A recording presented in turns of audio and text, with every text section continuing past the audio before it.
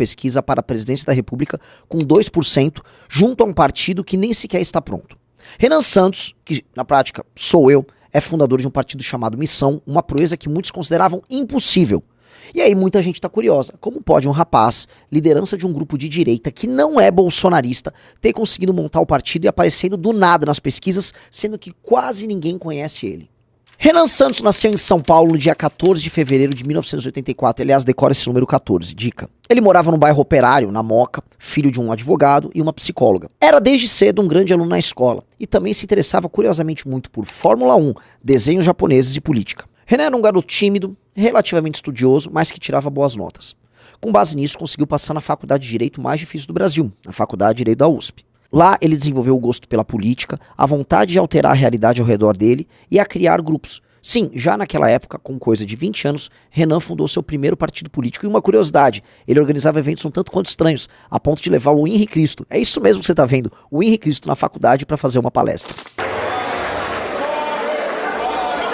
Antes de tudo boa noite aqui pro pessoal. A gente queria agradecer ao pessoal que contribuiu com a rifa, que ajudou a trazer o Henri Cristo.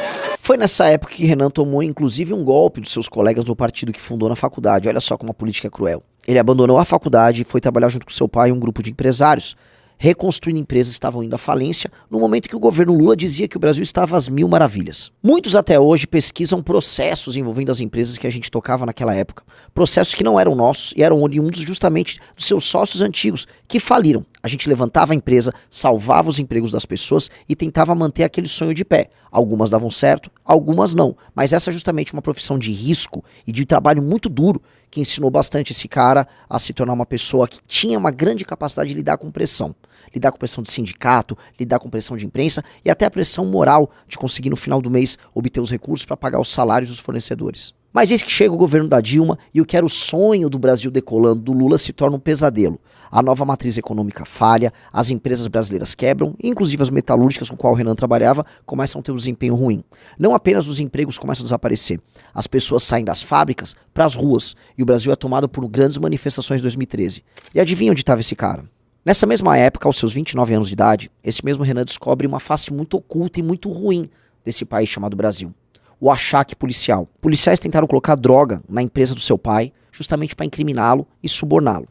A questão é que Renan naquele momento disse não, ele deu um basta, e colocando sua própria vida em risco, e até a vida dos seus familiares, ele resolve tomar uma decisão que poucos tomam, ir para cima dos policiais criminosos.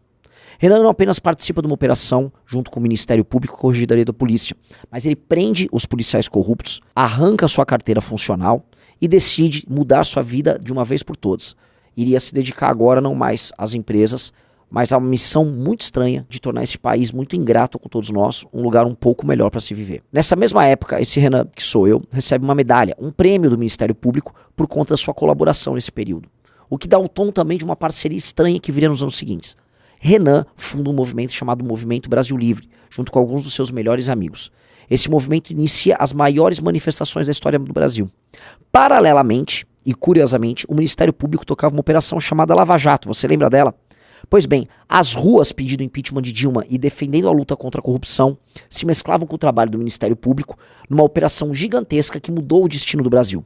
Foi na Operação Lava Jato que a Dilma caiu e foi com as ruas, com a Paulista em manifestação, que o Brasil inteiro se tornou dono de direitos. Sim, percebemos que nós podemos mudar nosso próprio destino usando a nossa força, a nossa voz.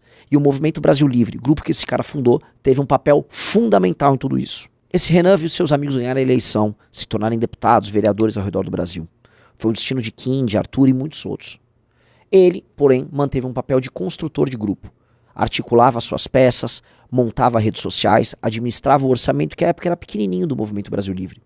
E também era o maior alvo das críticas. A imprensa o atacava, matérias estranhas e mentirosas surgiam. Tentaram, inclusive, incriminá-lo, já com Bolsonaro no poder, por fazer críticas ao governo Bolsonaro.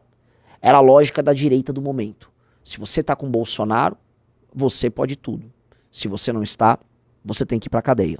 Mesmo tendo toda a sua vida exposta, sua família humilhada e devassada, esse cara resolveu continuar. Ele acreditava em algo meio estranho. Ele achava que dava para ser de direita, enfrentar o petismo e desenhar um Brasil muito duro com criminosos, sem precisar necessariamente se ajoelhar para o político famoso em questão. Na verdade, ele achava que tinha que meter a porrada, falar a real sobre esse tipo de político. Renan, assim como seus amigos, não acreditava em Bolsonaro. Achava que Bolsonaro era uma farsa, algo que ficou comprovado pela própria fraqueza de Bolsonaro nos anos seguintes. Eles achavam, essa turma muito estranha desse movimento, que você poderia ser de direita e ser honesto, e que você não precisava fazer concessões no seu discurso em nome de um pertencimento falso a um grupo político que te dá voto, mas que te tira a dignidade. Ele foi investigado pela BIM. Ele foi parar na lista de detratores tanto do governo Dilma quanto do governo Bolsonaro. Foi investigado pela Polícia Federal, teve a Polícia Civil no seu encalço e, detalhe, foi absolvido todas as vezes. Havia algo de estranho. Como dizem por aí, o foda é achar. E o Movimento Brasil Livre, assim, cresceu demais. Contra tudo e contra todos, nadando contra a corrente, se tornou um grupo jovem e poderoso. Lançou sua academia de novas lideranças. Criou um clube, que logo se torna um aplicativo Valete Plus. Lança uma revista. E aí, maior das ousadias, propõe um partido político, o Partido Missão. Esse partido diz ser a voz dos jovens do Brasil. A voz de quem não aceita ser administrado pelos mesmos políticos velhos, pelos mesmos coronéis que sugam de quem trabalha e produz para se manterem ricos e inúteis, como um tumor que cresce sem nenhuma função. O partido bateu todos os recordes. Foi o partido montado mais rápido na história do Brasil, em maior número de estados, com maior número de fichas validadas. Ele está indo para julgamento agora. E as pessoas se perguntam, quem são os homens a liderar essa iniciativa?